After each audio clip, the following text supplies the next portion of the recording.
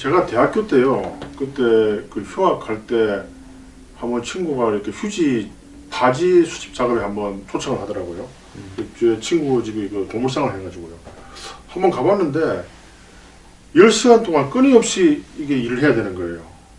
와, 그래서 그래야 뭐 돈도 그냥 술 한잔 사주고 끝나는데, 아, 저는 그래서 유체노동 한 분들이 술 먹는 거 이해를 해요. 그렇게 10시간 동안 쉬지 않고 일을 하면요, 술을 안 먹을 수가 없어요. 너무 몸이 아프기 때문에. 단순 반복적인 예. 일을 예. 계속 하면 1시간이 넘어가면 멍해집니다. 그렇죠. 아, 해봤습니까? 아, 해봤죠. 2시간, 3시간이 넘어가면요. 예. 그 다음에는 아무 생각이 없어지고요. 예. 그 다음에는 이제는 나머지는 거의 몽롱한 상태에서 일을 하게 되죠. 맞습니다. 그런 일을 해보지 않은 사람들이 그 세계에 대해서는 절대 이해를 못해요. 이해 못합니다. 그래서 제가, 야, 이게 이 뭐 정신노동이 뭐 힘들다는 건 다 거짓말인 거예요. 육체노동을 하루만 해봐도 그 고통을 잊을 수가 없어요. 그래서, 아, 정말 공부 열심히 해야 되겠구나. 그걸 느꼈어요. 좀 공부를 열심히 했는데 아직도 육체 노동을 하루에 아침부터 시작해서 한 10대 시간을 하는 것 같아요. 네, 그래도 가만 생각해보니까 공부도 열심히 안 했네요. 공부를, 아, 제가 또 이 제 자랑이라고 오해하실지 모르겠지만. 원래 저랑은 김 원장님 모시고 이 자기 비하는 제 몫이잖아요. 이게 이제 팩트만 얘기할게요. 제가 이제 하십시오. 고등학교 때 1학년 때 제가 성경책이나 책 읽는다고 이렇게 공부를 등한시했다고 말씀드렸잖아요. 합창부 한다고. 그래서 이제 전교 500명, 550명 중에 400등 했는데, 그 1등반 가서 이제 너무나 화가 나서 공부를 하기 시작했는데, 아, 그때 진짜 원 없이 했어요. 저 잠자는 시간 외에는 화장실도 안 가고 공부했거든요. 그래서 그때가 아마 제가 평생 중에서 최고 열심히 한 것 같아요. 저는 다른 사람도 다 그렇게 한 줄 알았는데, 나중에 학교 선생님한테 만들어 보니까 니같이 그렇게 독하게 하는 애는 처음 봤대요. 그래서 요번에 금강원 사태 때도 제가 한번 이렇게 하면 막 끝까지 찾아가거든요. 그래서 금강원 간부도 이렇게 열심히 찾아오는 의사 처음 봤다 이러더라고요. 그러니까 저를 겁을 냅디다. 그래서 저는 그걸 별로 좋게는 안 봐요. 제가 이렇게 뭔가 한 가지 일에 꽂히면은 너무 이렇게 몰입하는 그런 경향이 있어가지고요. 제 육체에 별로 안 좋은 것 같아요. 이 육체의 한도로 생각하면서 밀어붙여야 되는데, 제가 몸이 강건했으면은 뭔가 아마 노벨상 하나 탔을 것 같아요. 근데 그렇게 밀어붙이는 의지는 있는데 몸이 못 따라가더라고요. 몸이 좀 약하기 때문에. 저는 이게 몸이 약한데 병이 좀 있잖아요. 뭐 그런데도 매일 육체의 한계를 넘어서는 테스트를 하고서 합니다. 왜 테스트 합니까? 좀 편하게 사세요. 예? 왜 테스트를 해요? 이렇게 학대를 해야 카타르시스가 좀 느껴지더라고요. 사이코? 네, 제가 좀 사이코입니다. 혹시 마조이스트? 예. 셀프 마조이스트입니다. 그냥 편하게 사세요. 편하게. 예. 편하게 사는 것도 별로 재미도 없을 것 같아요.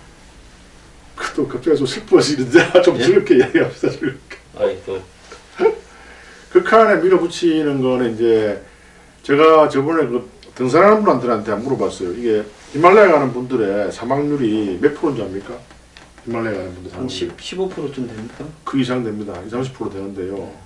보통 사진을 찍으면은 그 중에 반 이상이 전부 다 지금 몇 번 다니면 그러죠. 예, 처음 예. 가서는 안 그러겠지만. 그래서 토탈 통계를 해보면 한 30% 이상이 되는데요. 그럼에도 불구하고 왜 가냐 물어봤어요.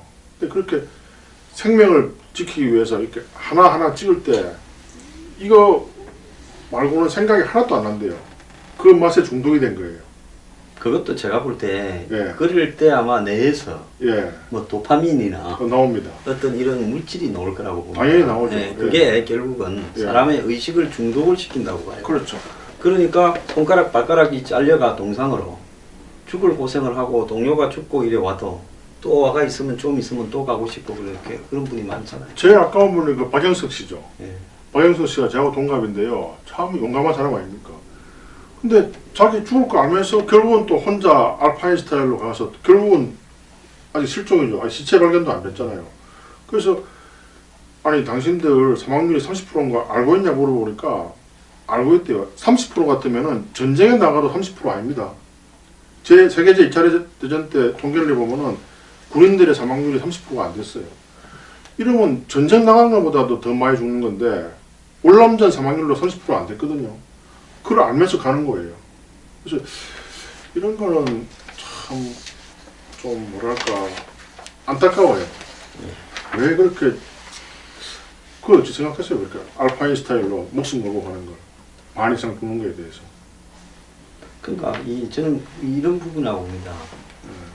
샤르트르가 이야기했듯이 예. 이 사람이 제일 못 참는 것이 권태. 그 권태라는 것이 꼭 할 일이 없어가지고 권태로운 게 아니라요. 이렇게 짜릿한 자극이나 정신적인 카타르시스를 맛을 본 사람은 거기에 미치지 못하는 일을 하게 되면 권태한 상태에 빠져 있다. 네. 마치 신경외과나 흉부외과를 하는 그런 의사들 비슷하겠군요. 그냥 막 화끈한 수술을 해야만 의사 같고 말이죠. 저도 일종의 좀 그런 끼가 있는 거 아니에요. 그러니까 이게 네. 저기 재벌들 같이 말입니다. 예. 이렇게 막 일을 정신없이 막 온 사방에 벌려놓고 예. 일을 하는 사람들도 한가해지면 예. 그걸 못 참아서 여자나 마약이나 술, 쾌락에 탐닉하는 거 아닌가 이렇게 보이기도 하고요. 또 정치인 중에도 그런 사람들이 굉장히 많아요. 맞습니다. 그래서 제가 소위 말해서 이 사회에서 성공한 분들을 몇 분 만나봤는데 별로 만나고 싶지 않더라고요. 막 사람을 모욕하고요. 그래서 아니 어떻게 저런 사람이 국립대학의 총장이고 저런 사람들이 경찰의 탑5에 드는 그 간부지 이렇게 도저히 이해가 안 되는 일들을 하고 있는 거예요. 그 사람들 속에는 우병우 씨도 포함되겠죠. 자기 외에는 사람으로 안 보이는 거예요. 오늘 이제 뭐 보면 정신 분석하는 분들이 대통령이 네. 폐쇄주의적인 어떤 속성을 가졌다. 혼자서 밥 먹고 혼자서 텔레비 보고 사람을 만나는 걸 싫어한다. 그래서 이 수요일 날도 보면 그 세월호 나던 수요일 날 중에 그 점에 한 두세 달 중에 6번을 수요일 날 일을 안 하셨다는 거예요. 거의 그렇다더라고요. 휴무로. 자기 그러니까 쉬는 날이라고 했다. 주중 휴무일처럼 수요일을 예. 생각을 했다. 그거 아니냐. 그래서 뭐 마취 주사를 맞았느냐 성형수술을 했느냐 하는 의혹이 있는데 그냥 아무것도 안 하고 가만히 있었을 가능성도 본인은 그날을 휴일이라 생각했기 때문에 수요일날은 아예 관제에서 나가지도 않고 그날 머리도 오후했다는 거 아닙니까? 예. 그럼 아침부터 나는 오늘 휴일이니까 관제에서 안 나간다. 방콕이다. 이렇게 생각하셨던 거 아니냐는 거죠. 그게 원래 박근혜 대통령이 선거의 여왕 아닙니까? 선거 여왕이라고 그래 불리었죠. 근데 선거 해보셨잖아요. 해봤죠. 선거를 해보면은 극한의 스케줄이잖아요. 극한의 스케줄이죠. 근데 그거를 몇 번이나 거친 분이기 때문에 일에 대해서는 그렇게 한가하게 노는 분은 아닐 거로 생각되는데요. 필수적으로 자신이 거쳐가야 될 부분, 예를 들어서 네. 대선 같은 경우에는 얼마나 많이 이동을 하고 예. 많이 연설을 하고 이렇게 예. 시간 단위로 스케줄이 많고 네. 박수도 많이 하고 그러겠습니까? 예. 그 부분은 본인이 목표로 하는 부분이니까 그렇게 하는데요. 예. 그 목표가 성취되고 나면 과연 음. 그분이 국회의원 할 때도 국회의원으로서 법안 발의라든지 예. 성실한 의정 생활을 했다고는 보이지 않고 음. 더 높은 목표로 올라가기 위한 데에는 초인적인 능력을 발휘하고 그랬지 않습니까? 마치 등산과 비슷하군요. 그러니까 에베레스트나 뭐 12개 봉을 5천 가면 6천 가고 6천 가면 어. 7천 가고는 하는데 네? 그렇군요. 등산가를 차라리 하셨으면 국위를 선양하는데 더 도움이 되지 않았을까요? 그런 아쉬움이 드네요. 근데 최순실이가 밥 들고 김치 들고 예? 옷 들고 같이 올라가야 될 거 아닙니까? 어쨌든 뭐 그렇더라도 셀파를 최순실이 해야 돼. 셀파를. 잘했을 것 같아요. 그렇게 하면 국위 선양에 더 세계 최초로 정치인 출신이 12개 세계 고봉을 등정했다. 이 국위 선양에 도움이 되지 않았을까요? 우리가 지금 비아냥거리는 거는 절대 아니죠. 그냥 의사로서 그냥 있는 그대로. 왜냐하면 이게 세계적으로 얼마나 큰 망신입니까? 예. 순실 씨 또 조직력이 있으니까 또 밑에 사람들 아주 그 카리스마 있게 잘 다루니까 야 고영태, 뭐 차은택이 너는 쌀 준비해, 뭐 비행기표 예매해. 그거를 이렇게 등반대장 최순실. 예. 그럼 잘했을 것 같아요. 등반대에서는 원래 빠따 치고 그래 하잖아요. 뺨도 때리고 그래 한다 하더라고요. 고영태는 진군하고 그렇죠. 차은택은 뭐합니까? 차은택은 이제 밥도 해주고 뭐 이렇게 냉면도 좀 맛있게 해주고 텐트로 치고. 차은택은 그래도 올라갈 때 머리가 없어서 가죽 모자를 쓰고 가야 돼. 그거 쓰면 되죠. 마스크 쓰면 되고. 박근혜 대통령이 이제 딱 폼 잡게 이제 세계 최초 정치인 출신 여성으로서 고봉에 올라가는 거예요. 또 그게 차라리 세계 국격을 올리는데 이게 나라 방식이지 않습니까? 이 방송 들으시는 분들 중에서 저 두 사람이 이제는 좀 이상해져 간다. 이거 저기 무산소 증세가 나타나고 있는 게 아니냐. 이렇게 아니 지금 이 이상 더 이상해질 수 있는 나라가 있습니까? 이게 지금 나라라 할 수는 없잖아요. 이 창피한 상황이지. 우리가 이상한 나라에 살다 보니까 우리도 좀 이상해지는 거는 앨리스입니까 우리가? 예? 이상한 나라의 앨리스예요? 저기 시청자들이 이해를 좀 하셔야 될 것 같아요. 아 예. 아무튼 좀 저는 좀 이상해야 될 것 같아요. 다른 나라가 이상하게 돼가지고. 예. 자, 화 참지 못하는 나 분노 장애 조절 장애일까? 예. 제가 좀 분노 조절 장애가 있는 것 같아요. 아까 이 방송 시작하기 전에도 분노 조절 증세가 좀 폭발이 됐는데요. 어떻게 보십니까? 그게 이제 이해는 합니다. 왜냐하면 사람이 너무 아프고 피곤하고 하면 그렇게 돼요. 저도 제가 몇 개월 전에 조금 이제 좀 아팠거든요. 괜히 아침에 이렇게 이제 스마트폰에 소리 나는 게 있잖아요. 예. 그것도 막 신경이 날거라지고 막 괜히 언성이 높아지고요. 근데 이제 지금은 완전히 좋아지니까 그것도 이제 아름다운 음악으로 들리고요. 그래서 항상 그러면은 분노 조절 장애인 것 생각되지만은 이렇게 몸이 극도로 피곤한 상태에서 그런 거는 좀 이해할 수 있죠. 근데 몸이 또 피곤해진 게 없어지면 또 좋아지니까요. 그래서 그게 저도 뭐 좀 성격이 좀 급하고 목소리가 큰 편이라서 좀 화를 잘 내기는 하는데요. 근데 결정적인 순간에는 잘 참아요. 예를 들면은 제가 레지던트 저 의과대학생 할 때 그때 우리 신경외과 레지던트 하는 분이 좀 굉장히 성격이 안 좋았어요. 그래가지고 이제 그때 신경외과에 이렇게 레디에이션 방사선 이 실시간으로 나오는 촬영을 하고 있었는데 그 납 가운을 안 입고 이렇게 하면 굉장히 몸에 해롭거든요. 예.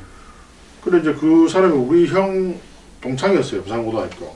그래서 이제 자기가 우리 형 친구라고 해서 너 형은 요새 뭐 하니까 뭐 성형외과 합니다. 그러니까 이 사람이 갑자기 화를 불어내면서 뭐 그 새끼 뭐 XX라를 떼버리라 이러는 거예요. 우리 친구들 앞에서. 그래서 제가 그 방사선을 팍 쐬면서 한 1분 동안 생각을 했어요. 이 새끼를 때리지겨야 되나? 그럼 참아야 되나? 1분 동안. 가만히 서 있었죠. 좀 겁을 내더라고요. 아무 말도 못 하더라고요. 그래서 1분 동안 가만히 이제 생각을 하고 있었는데 제 친구가 승진아 이 방사선 촬영하고 있으니까 이렇게 들어오라고. 그래서 이제 인생을 살면서 그런 경우가 몇 번 있었거든요. 뭐 진짜 극도로 저를 모욕할 때 정말 때리고 싶을 때 그때마다 저는 참았어요. 참는 이유가 이 하찮은 인간 때문에 저의 주먹이 저 인간을 때리면은 감옥 가야 되잖아요. 저는 하찮은 인간 때문에 나의 인생을 망칠 수가 없다. 그런 식으로 분노를 조절했어요. 가만히 침묵을 지키니까 되게 겁을 내더라고요. 저는 이제 이 아침부터 저녁까지 네. 악성 댓글과 안티들한테 시달리지 않겠습니까? 그렇죠. 요즘 이 최순실 사태 이후에 안티가 한 100배 정도 늘어난 것 같아요. 그렇죠. 근데 이제 뭐 그러거나 말거나 또 누르고 살아야 돼요. 그런데 이 또 아침부터 저녁까지 좀 떠들어야 되는데요. 아까는 방송을 했는데 방송 중에 최순실이가 뭐 청와대에 몇 번 들어갔겠느냐고 하는데 다른 어떤 그 패널들이 몇 번 어쩌고 저쩌고 하는데 제가 앵커한테 그랬습니다. 이것은 종북 혐의로 조사를 해야 된다. 최순실을. 갑자기 내한테서 말이 그렇게 툭 나오더라고요. 그 내가 종북이라고 생각을 했던 것도 아니에요. 근데 하도 제가 뭐라고 하면 종북을 척결하고 또 문재인 당선을 막아야 되는데 네가 종북 이 도우는 거 아니냐 이렇게 저한테 비판하는 사람이 많아요. 그러니까 방송 중에 갑자기 내 입에서 최순실이가 종북 혐의로 조사해야 된다 이런 말이 굉장히 큰 소리로 터져 나왔어요. 크게 보면 그럴 수도 있겠네요. 지금 이 최순실 사태 때문에 문재인 씨가 갑자기 뜨게 된 거 아니에요? 이재명이도 예. 사실 뭐 최근에도 제가 뭐 같은 동료 의사가 이제 문재인 캠프에 들어오지 않겠냐고 이제 제의를 하더라고요. 그래서 뭐 저는 뭐 그런 들어갈 자격도 안 되지만 제가 이제 그 뭐 대선을 준비하고 있다니까 좀 생뚱맞다고 비난을 하긴 하던데요. 그래서 이게 사실은 문재인 씨 같은 경우에도 좀 문제가 없는 분은 아니잖아요. 그 지금 이게 묻혀가는 거예요, 마스크 효과로. 지금 최근에도 그 대북 그 불법 지원 때문에 말이 굉장히 많았는데 아마 지금 자기도 지금 아마 이렇게 뺨 뜯을 거예요. 이게 꿈인가 생신가 너무나 지금 최고 1위죠. 예. 근데 저는 문제가 많다고 보고 참 아무래도 빨리 우리 둘이가 이 나라를 위해서 희생을 해야 돼요. 역사적으로 볼 때 우리나라 대통령 저 청와대 터가 안 좋은 것 같아요. 저 청와대부터 옮겨야 되고요. 청와대를 저걸 파가지고 연못으로 만들어야 되지 않겠나. 그건 좀 너무 깎고. 그 국회도 연못으로 만들고 청와대도 연못으로 만들면 서울은 호수의 도시로, 호반의 도시로. 강이 있으니까요. 큰 강이 한강이 큽니다. 근데 이제 그 청와대는 저 공원으로 만드는 것이 여의도부터 한강까지 바로 붙어 있으니까. 예. 그리고 또 이 저기 한강에서는 또 청와대까지 운하를 만들어 가지고 온 서울을 배를 타고 다니게 만드는 게 어떻겠습니까? 그것도 괜찮죠. 베니스가 이렇게 세계적인 도시가 됐듯이 괜찮아요. 그래서 일단 청와대는 개방하는 거예요. 시민공원으로. 그래서 이제 우리 둘 중에 대통령이 되면 다운링가 10번처럼 아파트 하나 이렇게 간추하게 해가지고 총리 개념으로 뭐 제가 된다면 이제 외교와 국방에만 전념하고 또 황 소장님은 내치에 힘쓰고 혼자 하면 힘들잖아요. 전부 이렇게 한다 해놓고 대통령만 되면은 말이죠. 막 세무조사를 막 내세우고 정권을 독점하고 세무조사에 무슨 콤플렉스가 좀 있습니까? 몇 번 받아봤습니까? 한 번 받아봤네. 가장 이렇게 나쁜 일의 대명사를 항상 세무조사를 먼저 이야기하시는데 한 번 받아봤는데 무사히 지나가는데 여하튼 이제 이 나라의 그 큰 이 돈이 되는 일을 하는 분들이 억울하게 세무조사로 피해를 많이 받았잖아요. 그러니까 적어도 이 권력의 칼이 되지는 말자 이거죠. 예, 물론 세무조사가 필요하긴 하지만은 진짜 이렇게 돈 뭐 몇백억 내면 살살 빠져나가고요. 그래서 하여튼 이런 거를 항상 역사를 공부해 보면은 항상 집권 말에 이렇게 비참한 대통령을 많이 봤을 건데 이런 게 반복되로 봐서 시스템 문제예요. 이 시스템 바꿔야 됩니다. 사실 뭐 이승만 박사나 뭐 장면, 뭐 박정희 대통령, 뭐 전두환 씨, 노태우 씨, 뭐 노 씨가 두 명이나 돼요. 노무현 씨, 이명박 씨, 박근혜 씨, 다 훌륭하신 분들이잖아요.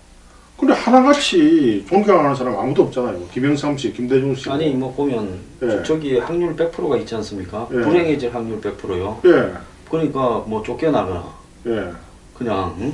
자살하거나. 어디 저기 수녀원에 숨어갖고 며칠 예. 동안 이렇게 짱 박혀 있거나 그 다음에 자살하시거나 예, 또 안 그러면 뭡니까? 뭐 아들이나 형, 예. 동생 구속 중에 깜빵 갈 확률이 거의 100%. 근데 지금 뭐 안희정 씨나 이재명 씨나 뭐 지금 문재인 씨나 막 기를 쓰고 난리가 났어요. 그 이번에 최근에 3번 중에 2번이 지금 탄핵당했잖아요. 예, 예, 예. 그리고 한 명은 촛불 시위로 임기 초년차에 거의 맛이 갈 뻔했고. 그러니까 이분들이 굉장히 자기 희생이 강한 분이에요. 나는 저렇게 될지라도 대통령이 되겠다. 뭐 그런 분에서는 존경스러운데 아마 자기 자신은 그렇지 않으려고 착각하는 것 같은데요. 그래서 딸을 뭡니까 저 아들 있고 뭐 저기 형님 있고 동생 있고 뭐 있어도 뭐 이 동생 같지 않게 생각하는. 그래서 단촐한 분을 국민이 뽑은 거 아니겠습니까? 하도 사고 나니까 그 시스템 문제가 있는 거죠. 형님 시스템. 때문에 동생 때문에. 그러니까 이번에는 가족하고는 단절하신 분이 단촐하고 또 단절까지 하신 분이 최순실이가 사고 내는데 이제는 더 이상 어쩌겠습니까? 그래서 이제 하나의 대안이 있다면은 시스템을 바꿔야 되고요. 재앙적 권한을 대폭 축소하고 이제 대통령 되기 전에 연수원에 보내듯이 한 3개월 집중 트레이닝 좀 시킵시다. 그게 아니라 되기 전에 트레이닝이 아니라 예. 대통령 될 때 시험에 통과한 사람들만 대통령 저기 출마 자격을 주는 거요. 그것도 괜찮네요. 그 인성 테스트 있지 않습니까? 세계적 유례가 없잖아요, 근데 그거는. 예? 세계적 유례가. 근데 인성 테스트에 통과됐잖아요. 그 이정희 저번에 통진당 대표였나요? 그분이 그렇게 막 약을 올리도 아주 막 의리하게 착했겠죠. 그러니까 의리한 피해자를 해가지고 인기를 많이 아이고. 얻었잖아요. 되시고 난 다음에 해산시켜 버렸잖아요, 담을. 그 전에는 아주 그냥 피해자인 것처럼 막 의리부리하게 해가지고 그 표를 많이 얻었잖아요. 저도 그쪽에 넘어갔거든요. 좀 불쌍하더라고요. 이정희 씨가 너무 막 못되게 하니까 막 되게 미워지더라고요. 사람이 옳은 말을 해도 믿게 말하는 사람 있잖아요. 근데 저 같으면 분노 조절 장애를 이렇게 가지고 그날 막 그러니까. 내 대통령 안 할 거니까 니가 하고 예. 이렇게 하면 했을 건데. 그럼 떨어지는 거죠. 근데 이거 박근혜 대통령은 잘 참더라고요. 그러니까 이게 이제 면접 시험 볼 때 이렇게 일부러 약을 올리는 수가 있잖아요. 대기업에 다 그렇게 약 올리거든요. 예. 근데 그런 시험 잘 통과했어요. 그러니까 이제 일종의 이제 대선 과정 자체가 혹독한 시험이죠. 안철수 씨가 그렇게 이야기하더라고요. 의과대학 시험 공부보다 이 대선이나 이 국회 선거 일정이 한 100배 더 힘들더라 그렇게 이야기하더라고요. 내가 볼 때 별로 그러지도 않고 즐기고 사는 것 같은데 지금 보니까 그분이. 모르겠지만 본인이 그래 이야기하더라고요. 뭐 그분 말을 다 100% 믿지는 못하지만 본인이 분명히 그랬어요. 그래서 대선 근데 뭐 의대 시험 공부도 사실 만만치는 않아요. 안철수 의원은 의사할 때 전문의 아니었죠? 그 사람은 기초학을 했죠. 무슨 생화학인가 뭐 생리학인가 이렇게. 그러니까 연구 의사지 전문의는 없죠. 예, 인턴도 안 했죠. 근데 교수가 됩니까? 교수도 했잖아요. 예, 근대에서. 기초학 교수할 수 있죠. 예. 그래서 보통은 이제 의과대학 나온 분들은 다른 뭐 생물학과나 이렇게 비의과대학 출신들이 많이 하긴 하는데요. 제가 그 서울대학 미생물학과 다니는 친구가 하나 있는데 방학 때 이제 저희들 의과대학은 from page to from cover to cover거든요. 1페이지부터 1500페이지가 하나도 안 빼고 다 읽어요 책을. 근데 놀래더라고요. 자기들 미생물학과는 강의하면 처음에 한 100페이지만 공부하고 이렇게 안 하고 다 졸업 가능하대요. 그래서 여하튼 막 그런 식으로 공부를 해도 이제 좀 부족하긴 한데. 근데 하나 물어봅시다. 의사들은 왜 한글로 할 말들 일부러 영어로 하고 영어로 적고 그래요? 그게 우리나라 일제시대 때 교육이 독일 시스템에서 그때는 독일어로 이야기를 했고요. 네. 이렇게 뭐 차트를 카르텔을 하고요. 근데 이제 해방 이후에 영국이나 미국 시스템이 들어왔잖아요. 네. 그래서 그 당시에는 번역판이 없어가지고 전부 영어로 공부를 했어요. 그 메디컬 드라마 보면 전부 영어로만 이야기하잖아요.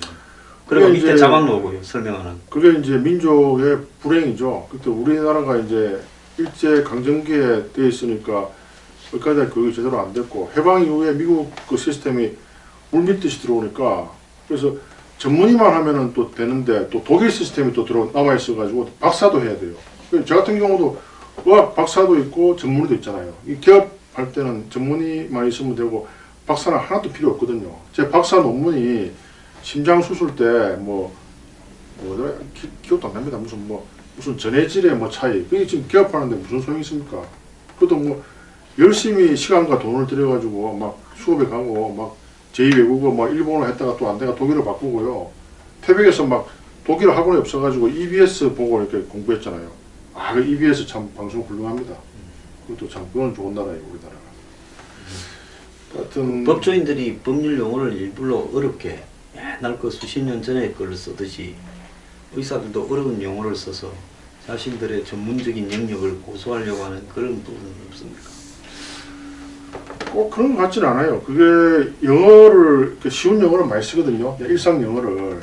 그러니까 이게 책이 교과서가 영어로 되어 있기 때문에 그런 것 같고요. 요즘 또 그래서 그게 한 20년 전에 그것도 누가 국회의원이 영어를 쓰지 말아 해가지고 또 법을 또 만들어 놨어요.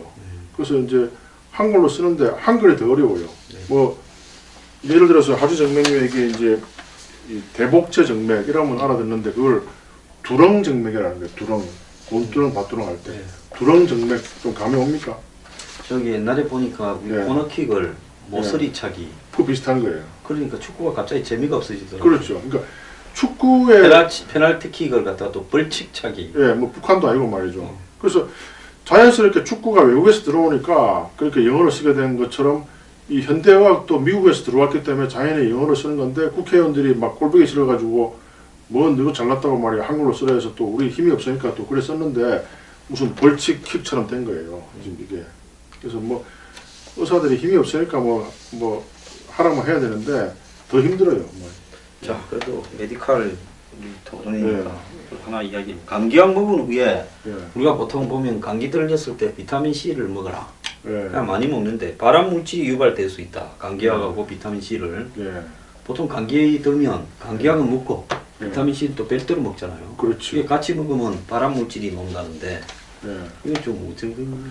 저도 오늘 뭐 처음 알게 된 사실인데요. 뭐 감기약에 방부제로 뭐 벤조산 나트륨이 섞여 있다면서요. 근데 비타민 C가 뭐 그걸 또 깬다면서요. 그래서 벤젠을 만들어낸다는데 벤저님은 그저 기름 원료가 되는 거 아닙니까? 예. 그래서 이게 뭐 이 실험에는 두 가지가 있습니다. 이게 인비보라는 실험이고 인비트로 실험인데 인비보라는 것은 생체 실험이고요. 인비트로는 이제 비커에서 하는 거, 실험실 하는 건데 그게 비커에서 한 게 있다 하더라도 실제 생체에 들어가면은 완전히 다른 결과를 야기할 수 있거든요. 그래서 이게 그냥 실험실에서 한 건지 안 그러면 진짜 인체 실험을 거친 건지 잘 모르겠어요. 그래서 이게 어떤 근거로 이런 말이 나오는지 좀 확실히 먼저 알고 싶고 동물 실험이나 사람 실험을 거친 건지 알고 싶고 만약 그렇다면은 시차를 둬야 되겠죠. 근데 사실 이건 좀 그 어떤 실험에서 그때 말이 잘 신뢰가 안 가요. 예. 예. 좀 있으면 또 아저씨 올라올 때가 됐고 지금 1시간째 하고 있어서 이제 마쳐야 될 때가 됐습니다. 또 벌써 차 빼라고- 한 시간 됐습니다. 예, 벌써. 예, 차 빼라고 또 연락 올 것 같았어요. 예, 그렇군요. 자, 원장님 뭐 탄핵이 진행되고 있는 사태에 대해서 뭐 국민들에게 위로하는 말씀 한마디만 좀 하십시오. 제가 항상 이제 말씀드리는데 항상 위기는 기회입니다. 제가 뭐 어릴 때부터 10대 때부터 항상 위기는 기회다 이렇게 생각을 했고요. 또 실제 지금까지 살면서 항상 저에게는 위기가 기회가 되더라고요. 절망하지 마시고요. 북한을 보세요. 북한. 김일성, 김정일이, 김정은 수많은 폐륜과 국민을 굶겨 죽이면서 원자탄을 만드는 악독한 국가임에도 불구하고 저렇게 총칼로 압제하니까 국민들이 아무런 항거도 못하잖아요. 근데 지금 박근혜 대통령께서는 김정은이가 저지른 악행에 비해서는 한 1억 분의 1밖에 되지 않잖아요. 그래도 우리 국민들은 250만 명이라는 세계적으로 유례를 찾아볼 수 없는 이 그것도 평화적 니세 반약 하니까 그 이야기는 막 250만 명은 주장 주최측 주장 주최 측의 주최 측 주장에 의해서 250만이라고 그러니까 세계 언론에 보도된 바가 아닙니까? 그래서 그런 평화적 시위를 하는 평화적인 합법적인 민주국가입니다. 얼마나 아름다운 나라입니까? 그리고 이런 민주 시스템을 다른 나라들이 부러워하더라고요. 일본이요. 예. 그래서 절망할 거 없어요. 북한 저런 엉망의 나라도 꼼짝도 안 하는데 뭐 사실 김정은에 비해서 1억 분의 1밖에 안 되는 죄를 저지른 사람한테 이렇게 전 세계적으로 놀랄 정도로 많은 국민들이 하니까 우리나라 좋은 나라예요. 절망하지 마세요. 저 오늘 또 댓글에는 김성진은 박사모다 이렇게 달릴 것 같습니다. 박사모 안 해요. 저는 박사모 아닙니다. 저 데모 참가한 사람이에요. 김성진은 좌파다, 종북이다 또 이렇게 달릴 것 같습니다. 전 딱 중간으로 이렇게. 자, 우리 김성진 원장님은 보수주의자로서 이 사회의 민주주의가 제대로 진행이 되고 있지 않는 부분을 분노해서 정의감에서 시위에 참석하신 분입니다. 자, 오늘 나와주셔서 제가 제일 싫어하는 사람은 히틀러나 김정은 이런 사람들이에요. 이틀 김정은 또 전에 경찰 간부 한 명이고 그 사람은 뭐 그냥 제가 세무조사하는 사람 뭐 또 법조인 그런 사람들 이해해야죠. 옛날에 그 한마디만 더 할게요. 이 대원군이 옛날에 이렇게 파라포 시절에 기생집에서 이제 기생을 이렇게 막 희롱을 한 거예요. 그런데 그때 무슨 무관이 뺨을 때린 거예요. 이런 쓰레기 같은 왕족. 그래서 이제 대원군께서 이렇게 왕의 섭정으로서 권력을 잡았잖아요. 그 사람을 부른 거예요. 너 아직도 내한테 그렇게 하겠냐 하니까 그 무관이 공께서 다시 한번 기생집에서 그런 주태를 보이면 지금이라도 뺨을 때리겠습니다. 그렇게 얘기하니까 이제 사람들이 저놈은 이제 몽갈라 같아 했는데 대원군의 통이 큰 분이죠. 자, 보로대장 나가신다. 부채됐죠. 그래서 뭐 저도 그런 역사를 알기 때문에 그분이 뭐 술자리에서 실수를 할 수 있죠. 다시 한번 또 제가 대권을 잡게 되면 물어볼 거예요. 당신 아직도 그 자리에서 나에게 이렇게 얘기할 것인가 물어보고 또 하는 거 보고 제가 또 한다 해야지 그래서 안 한다 하면 이제 끝이네. 그건 뭐 그 사람이 뭐 이렇게 공부만 한다고 역사를 공부했는지 모르겠지만 한번 물어볼 거예요. 대권을 잡고 나면. 알겠습니다. 빨리 와서 사과하길 바랍니다. 그분. 네. 오늘 감사합니다. 네, 감사합니다.